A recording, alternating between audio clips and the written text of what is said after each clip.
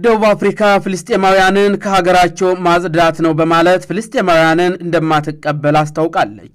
ከጋዛ የመጡ ናቸው የተባሉ በርካታ ፍልስጤማውያን ወደ ግዛቷ መግባታቸውን ተከትሎ አገራቸውን ለቀው እንዲወጡ የሚያደርጉ ፍልስጤማውያንን ከዚህ በኋላ እንደማትቀበል አስታውቃለች።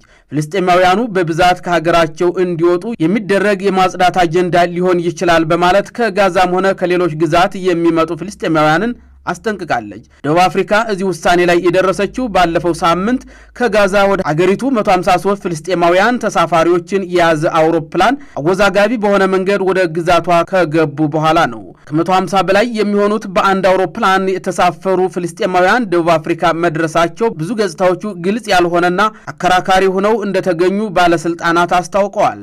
በዚህም ምክንያት ደቡብ አፍሪካ ከዚህ በኋላ ፍልስጤማውያንን የሚያጓጉዙ ተጨማሪ የቻርተር በረራዎችን መቀበል እንደማትፈልግም ገልጻለች። በረራው ፍልስጤማውያንን ከጋዛና ከዌስት ባንክ የማጽዳት ግልጽ አጀንዳ አካል ነበር ሲሉ የውጭ ጉዳይ ሚኒስተር ኖላድ ላሞላ ሰኞ ዕለትም ተናግረዋል። የእስራኤል ባለስልጣናት ለዚህ ክስ ምላሽ አልሰጡም። ሆኖም ደቡብ አፍሪካ ቀደም ሲል 153ቱን ፍልስጤማውያንን ለመቀበል ተስማምታ እንደነበር ተናግረዋል። ቢቢሲ የደቡብ አፍሪካ ባለስልጣናት አስተያየትን እንዲሰጡም ጠይቋል። በደቡብ አፍሪካ የሚገኘው የፍልስጤም ኤምባሲ ቡድኑም ከእስራኤል ራሞን አየር ማረፊያ ተነስቶ ወደ ሀገሪቱ ምንም አይነት መልእክት ቀድሞ ሳይላክና ያለምንም ቅንጅት በኬንያ ዋና ከተማ ናይሮቢ በኩል እንደበረረ ተናግሯል። ያልተመዘገበና አሳሳሽ ድርጅት የጋዛ ዜጎችን እንደተጠቀመበት፣ ቤተሰቦችን እንዳታለለ፣ ገንዘብ እንደሰበሰበና መደበኛ ባልሆነና ኃላፊነት በጎደለው መንገድ ጉዟቸውን እንዳመቻቸም ተናግሯል።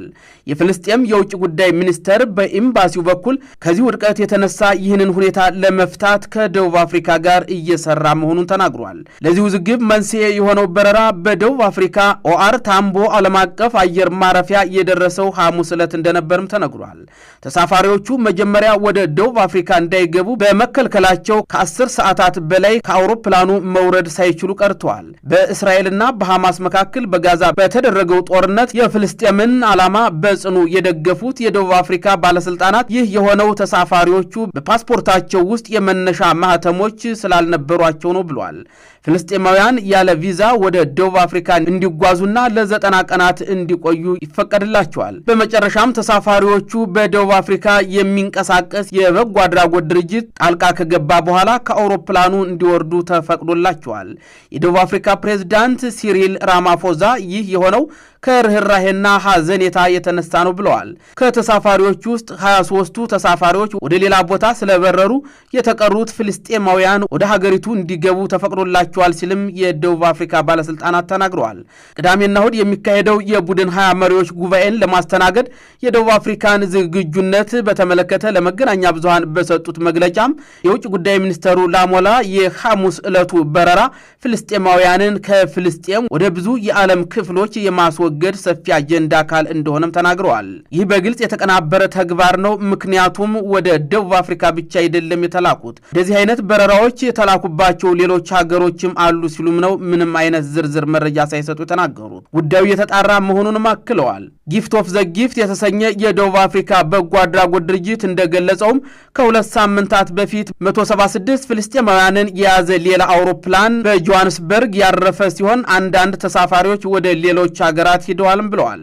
የእስራኤል ጠቅላይ ሚኒስትር ቤንያሚን ኔታንያሁ ፍልስጤማውያንን ከጋዛ በፈቃደኝነት ወደ ሌሎች አካባቢዎች ስለማስፈር በተደጋጋሚ ተናግረዋል። ይህ እርምጃ በፍልስጤማውያን በሰብአዊ መብት ቡድኖችና በብዙ የዓለም አቀፍ ማህበረሰብ የተተቸ ነው።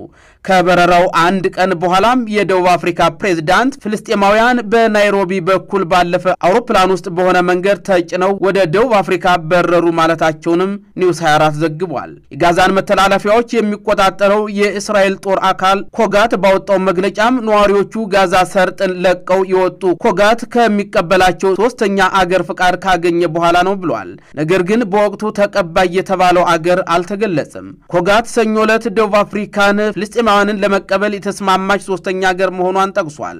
ደቡብ አፍሪካ እስራኤል በጋዛ ላይ የምታደርገውን ወታደራዊ እንቅስቃሴ በከፍተኛ ሁኔታ ተቃውማለች። አገሪቱ ፍልስጤማውያን ለነጻ አገርነት የሚያደርጉትን ትግል የምትደግፈው ከ10 ዓመታት በፊት ጀምራ ሲሆን በተለይም በ1990ዎቹ መጀመሪያ ላይ የጸረ አፓርታይድ ተምሳሌት የሆኑ ኔልሰን ማንዴላ ለፍልስጤማውያን ዓላማ ድጋፍ ለመስጠት የገቡት ቃል ኪዳን ይታወሳል። ግጭቱ ከተጀመረበት ጊዜ አንስቶ በደቡብ አፍሪካ ዙሪያ ትላልቅ ለፍልስጤም ድጋፍ ሰልፎች ተካሂደዋል። በሀገሪቱ ውስጥ ከሰሃራ በታች ባሉ የአፍሪካ ሀገራት ውስጥም ትልቁን የአይሁድ ማህበረሰብ የሚያስተናግድ አነስተኛ የእስራኤል ደጋፊ ሰልፎችም ተካሂደዋል። በ2023 የደቡብ አፍሪካ መንግስት እስራኤልን በጋዛ የዘር ማጥፋት ወንጀል ፈጽማለች በማለት ለዓለም አቀፉ የፍትህ ፍርድ ቤት ክስም አቅርበዋል። እስራኤል የደቡብ አፍሪካን ጥያቄ መሰረተ ቢስ በማለት አጥብቃ ውድቅ አድርገው እንደነበርም የሚታወስ ነው። መረጃው የቢቢሲ ነው።